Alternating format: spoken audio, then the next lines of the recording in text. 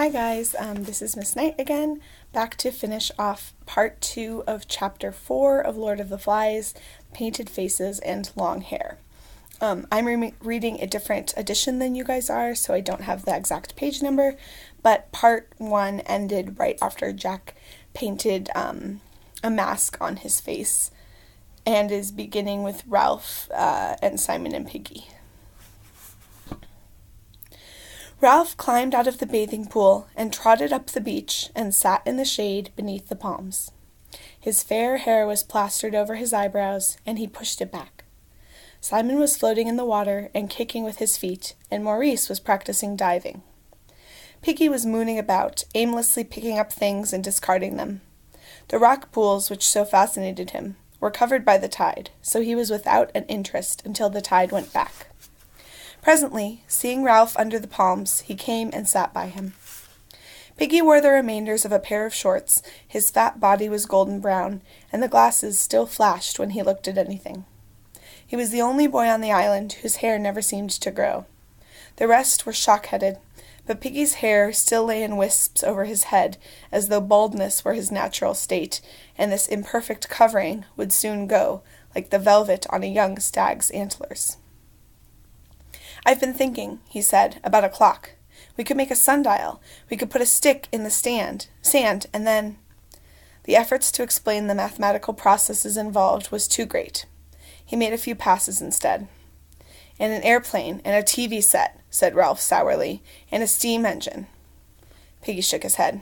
"You have to have a lot of metal for things like that," he said, "and we haven't got no metal, but we have got a stick." Ralph turned and smiled involuntarily. Piggy was a bore. His fat, his asthma, his matter-of-fact ideas were dull. But there was always a little pleasure to be got out of pulling his leg, even if one did it by accident. Piggy saw the smile and misinterpreted it as friendliness. There had grown up tacitly among the big uns the opinion that Piggy was an outsider, not only by accent, which did not matter, but by fat and asthma and specs, and a certain disinclination for manual labor. Now, finding that something he had said had made Ralph smile, he rejoiced and pressed his advantage. "We got a lot of sticks. We could have a sundial each. Then we should know what the time was. A fat lot of good that would be. You said you wanted things done, so as we could be rescued." "Oh, shut up." He leapt up to his feet and trotted back to the pool, just as Maurice did a rather poor dive. Ralph was glad of a chance to change the subject. He shouted as Maurice came to the surface, "Belly flop, belly flop." Maurice flashed a smile at Ralph, who slid easily into the water. Of all the boys, he was the most at home there, but today, irked by the mention of rescue, the useless, footling mention of rescue, even the green depths of water and the shattered golden sun held no balm. Instead of remaining and playing, he swam with steady strokes under Simon and crawled out of the other side of the pool to lie there, sleek and streaming like a seal. Piggy, always clumsy, stood up and came to stand by him, so that Ralph rolled on his stomach and pretended not to see. The mirages had died away, and gloomily he ran his eye along the taut blue line of the horizon. The next moment he was on his feet and shouting, "Smoke! Smoke!" Simon tried to sit up in the water and got a mouthful. Maurice, who had been standing ready to dive, swayed back on his heels, made a bolt for the platform, then swerved back to the grass under the palms. There he started to pull out his tattered shorts, to be ready for anything. Ralph stood, one hand holding back his hair, the other clenched. Simon was climbing out of the water. Piggy was rubbing his glasses on his shorts and squinting at the sea. Maurice had got both legs through one leg of his shorts. Of all the boys, only Ralph was still. "I can't see no smoke," said Piggy incredulously. "I can't see no smoke. Ralph, where is it?" Ralph said nothing. Now, both his hands were clenched over his forehead, so that the fair hair was kept out of his eyes. He was leaning forward, and already the salt was whitening his body.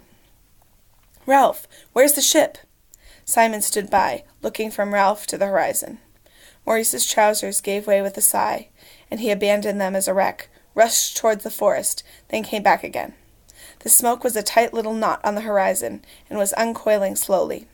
Beneath the smoke was a dot that might be a funnel. Ralph's face was pale as he spoke to himself. "They'll see our smoke." Piggy was looking in the right direction now. "It don't look much." He turned round and peered up at the mountain. Ralph continued to watch the ship, ravenously. Color was coming back into his face. Simon stood by him, silent. "I know I can't see very much," said Piggy, "but have we got any smoke?" Ralph moved impatiently, still watching the ship. "The smoke on the mountain."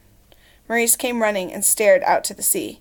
Both Simon and Piggy were looking up at the mountain. Piggy screwed up his face, but Simon cried out as though he had hurt himself. "Ralph! Ralph!" The quality of his speech twisted Ralph on the sand. "You tell me," said Piggy anxiously. "Is there a signal?" Ralph looked back at the dispersing smoke on the horizon, then up at the mountain. "Ralph, please, is there a signal?" Simon put out his hand timidly to touch Ralph, but Ralph started to run, splashing through the shallow end of the bathing pool, across the hot white sand and under the palms. A moment later he was battling with the complex undergrowth that was already engulfing the scar. Simon ran after him, then Maurice. Piggy shouted, "Ralph, please, Ralph!" Then he too started to run, stumbling over Maurice's discarded shorts before he was across the terrace. Behind the four boys, the smoke moved gently along the horizon, and on the beach, Henry and Johnny were throwing sand at Percival, who was crying quietly again, and all three were in complete ignorance of the excitement. By the time Ralph had reached the landward side of the scar, he was using precious breath to swear.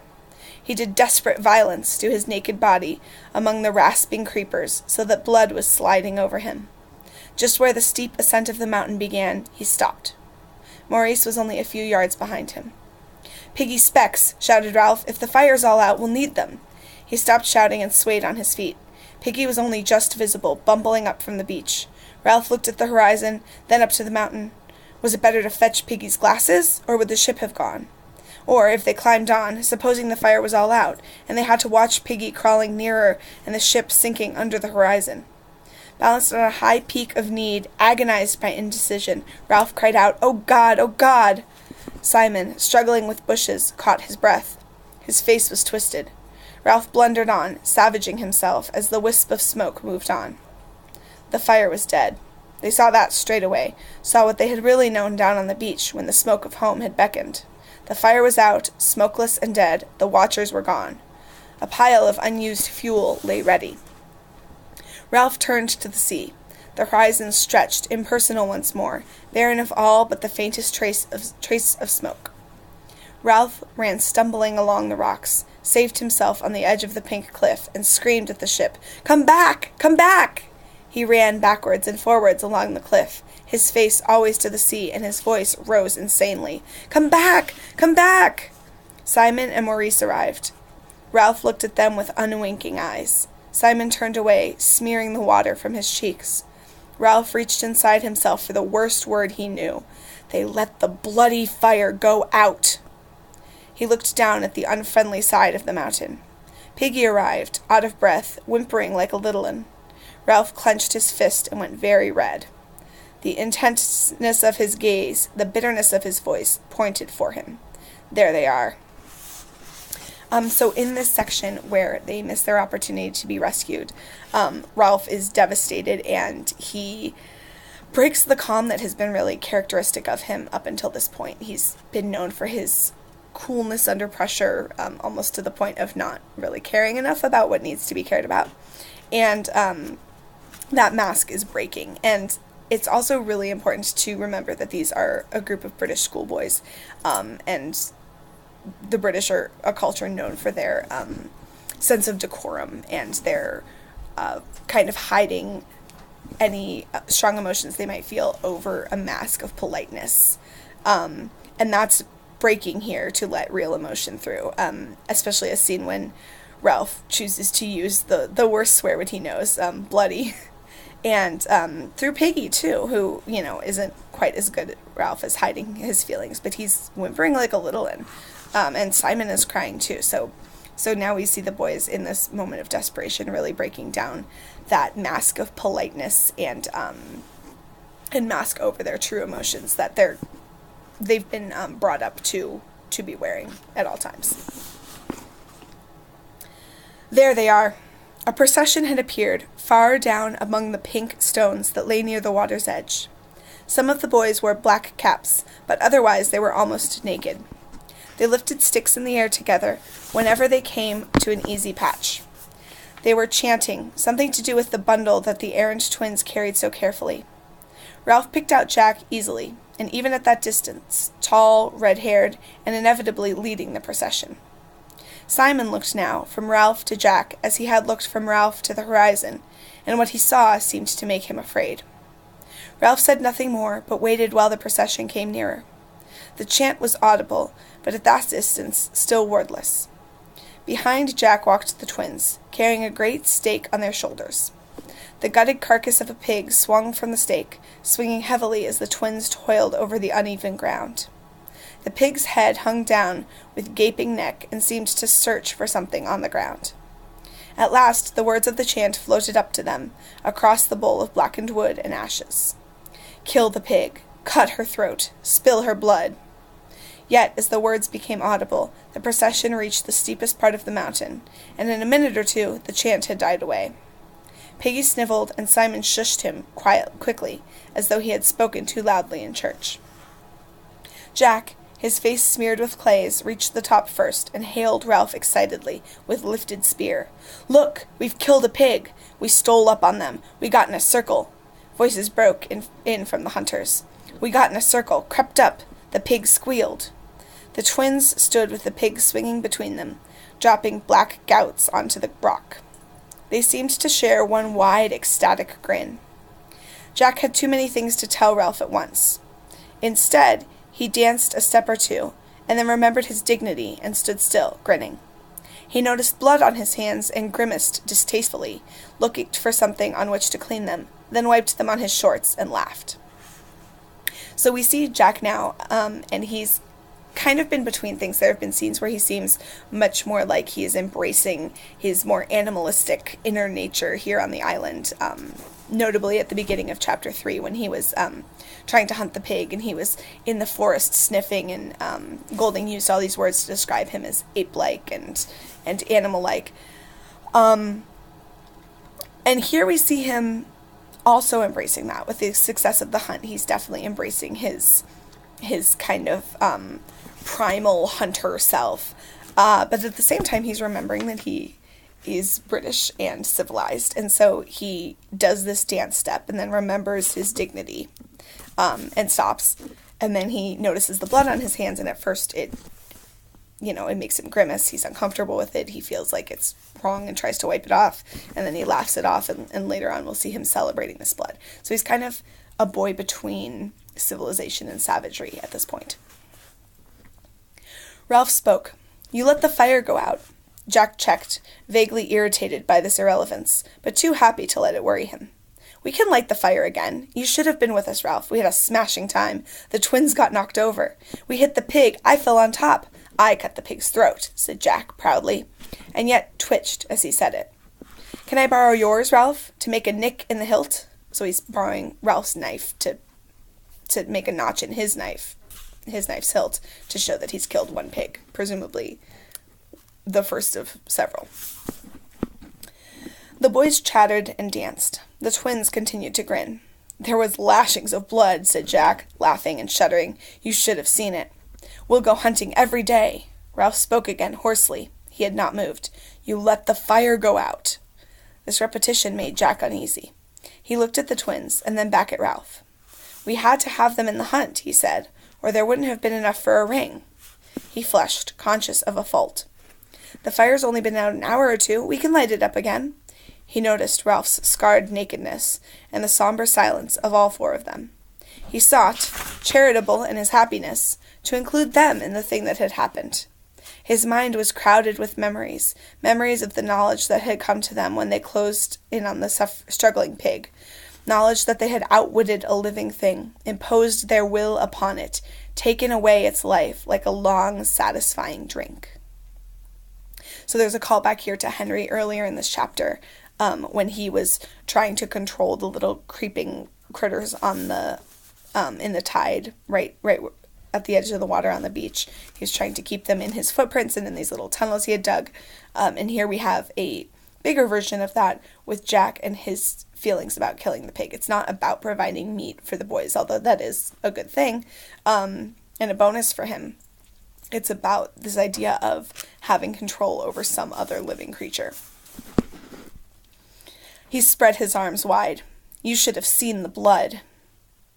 Again, quick callback to a quote that many of you guys picked out when we were looking at chapter 1, when Jack failed to kill the piglet. I asked you why he was unable to kill the piglet, and the quote that most of you guys pointed to was the quote ended with "the unbearable blood." Like, that's what kept him from doing it. And now we see him celebrating this blood. There was so much of it. It was so exciting. The hunters were more silent now, but at this they buzzed again. Ralph flung back his hair. One arm pointed at the empty horizon. His voice was loud and savage and struck them into silence. "There was a ship!" Jack, faced at once with too many awful implications, ducked away from them. He laid a hand on the pig and drew his knife. Ralph brought his arm down, fist clenched, and his voice shook. "There was a ship out there. You said you'd keep the fire going, and you let it out." He took a step towards Jack, who turned and faced him. "They might have seen us. We might have gone home." This was too bitter for Piggy, who forgot his timidity in the agony of his loss. He began to cry out shrilly, "You and your blood, Jack Merridew! You and your hunting! We might have gone home!" Ralph pushed Piggy to one side. "I was chief, and you were going to do what I said. You talk, but you can't even build huts, and then you go off hunting and let out the fire." He turned away, silent for a moment. Then his voice came again, with a peak of feeling. "There was a ship!" One of the smaller hunters began to wail. The dismal truth was filtering through to everybody. Jack went very red as he hacked and pulled the pig. The job was too much. We needed everybody. Ralph turned. "You could have had everyone when the shelters were finished, but you had to hunt. We needed meat." Jack stood up as he said this, the bloodied knife in his hand. The two boys faced each other. There was the brilliant world of hunting, tactics, fierce exhilaration, skill. And there was the world of longing and baffled common sense. So again, we see this argument of Jack and Ralph's that we saw from chapter 3 when they were building the huts. And a lot of people on Friday pointed out the quote of Jack and Ralph being like two continents who just could not reach each other. They just can't understand each other. And we see that again here. They live in completely different worlds, and those worlds have different values. So they are unable to understand one another or relate to one another, and so they're unable to compromise.